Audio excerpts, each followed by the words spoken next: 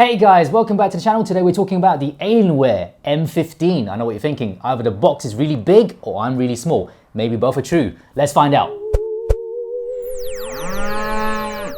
Let's unbox the beast. Okay, so there's a little trick to this. So you put it to the side and you push this in like that. And in that way, we can just open this bit much easier. All right, so this comes out here and you're greeted with the device straight away. Let's excavate it from the foam here. Let's put it on the side there. Let's see what else is in the box. So we've got this little Alienware history sheet, as it seems. It says in 1996. I'm not gonna read the whole thing. We'll put that back. What's in this little packet, I wonder? Possibly the warranty card, I'm guessing. That's right. So the good thing about buying a premium device is that it feels premium. Like this, I have no doubt this is a premium device just from the box. Yep, it's a very simplified pictorial diagram on how to insert the charger for those of you who don't know how to do that. So there you go. And we've got safety information here. Okay. European Union Radio Equipment Directive. That sounds very important there. So won't go into that. There you go. And that's pretty much it. Sorry, there's a charger, obviously. So before I pull it out, from feeling it, it looks like a 240 watt, am I right? It is.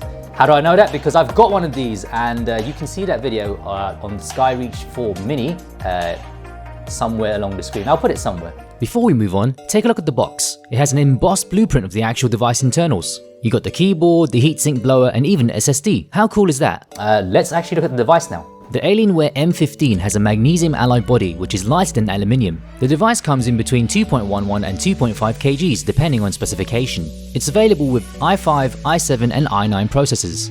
Our review unit features an i7-10750 6-core. RAM options start from 8GB and tops out at 32GB. Storage comes with a 256GB M.2 SSD as standard, but can be spec'd up to 4TB via two PCIe M.2s running in RAID 0. And that's not even a showstopper. This device can be configured with an RTX 2080 Super Max Q. In something this thin and light, that's crazy. The screen is no slouch either. This is an OLED 1ms 400 nit panel running at 60Hz with DCI-P3 color gamut. And for those of you wondering, DCI-P3 is a newer standard that's color gamut is 25% wider than sRGB, and that's minimum. Other panels are available including 144 and 300Hz options.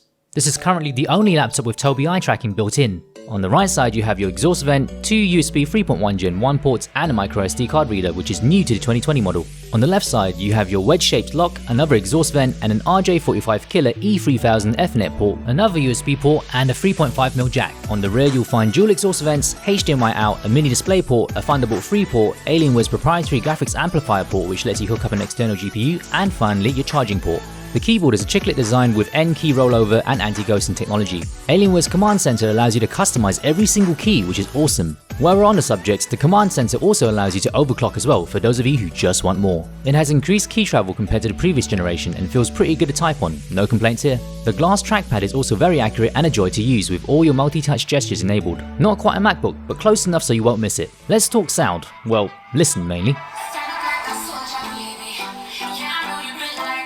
The M15 has dual front-firing speakers which are clear but not all that loud. It also has dual subwoofers, but despite this the bass still feels weak. What the hell is Tobii Eye Tracking, you ask? Well, maybe you didn't ask, but I'm telling you. The sensor built into the bottom of the screen tracks your eye movement. It's as simple as that. But what you should really be asking is what can you do with it?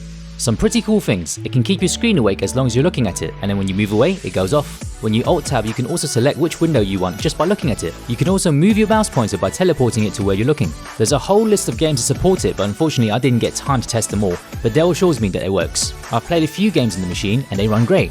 I couldn't fully max out the settings, but you get playable frame rates on high on most games. Right, let's open it up and see what's inside.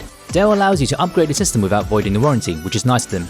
You just need to remove all your third-party parts before claiming. The RAM is integrated, so you need to select the correct size when customizing. But look at this, there's space for not one, not two, but 3 M.2 drives which you can run in RAID. Most desktops don't even have space for more than 2. The battery is an 86 Wh/hour 6-cell and it's good for about 5 to 6 hours of light use. The cooling system is Alienware's new Cryo-tech version 3.0 with larger fan blades on both the CPU and GPU. This translates into improved airflow over the version 2.0 and 20% less obstruction. The cooling system also pulls air from the top vent as well as the bottom intakes. And these hexagonal vents aren't just for looks, they're actually designed that way to increase structural integrity and airflow at the same time. Combined, this should keep turbo speeds higher for longer compared to the previous iteration. Now you might be wondering, what's under this black flap? and it's nothing. I love the magnesium alloy chassis. It's got no flex to it, it's solid. The trackpad's one of the best I've used in the Windows machine. Die-hard Apple fanboys will say no, but as a person who's owned and used both, close enough. The keyboard is good. I still think some of the ThinkPad keyboards are better, but definitely no complaints during use. While I don't know what the hell Cryo-tech version 3.0 is, it definitely works. Thermals are good, under load, and there was little to no throttling during gaming. The fans were a bit loud at max, but if you're buying a thin gaming laptop and you expect it to be quiet, you let me know when you find that. I really like the command center features where you can customize the lights and the keyboard doing the Knight Rider effect and all these other funky stuff you can do. That's really cool. Now my favorite part of this device is the screen. That OLED panel is beautiful. It produces perfect blacks and amazing colors. The only problem is it's 60 Hz, so for FPS it's not really that great, but for everything else, it's divine. However, it does have a reverse Johnny Bravo effect going on. What do I mean by that? Basically, the bottom half is like rock solid, and then you get to the top half and it's like, so it's flimsy and like there's a lot of flex to it. It doesn't feel very well built at all. There's also certain parts of the bezel which kind of feels like it's coming off, but you shouldn't be molesting your screen with your hands anyway, so it's in no way a deal breaker. So the question is, should you get it? Well, that depends on the clock speed of your wallet. This thing is over $3,000 when fully spec'd out. So whether or not to get it, that's up to you. It is very thin and light, it's very portable, so if you need all the power and you need to game on the go and you travel a lot, that might be a good enough reason to get it. For the rest of you, Black Friday is coming up and I highly recommend you look for a good deal on this machine.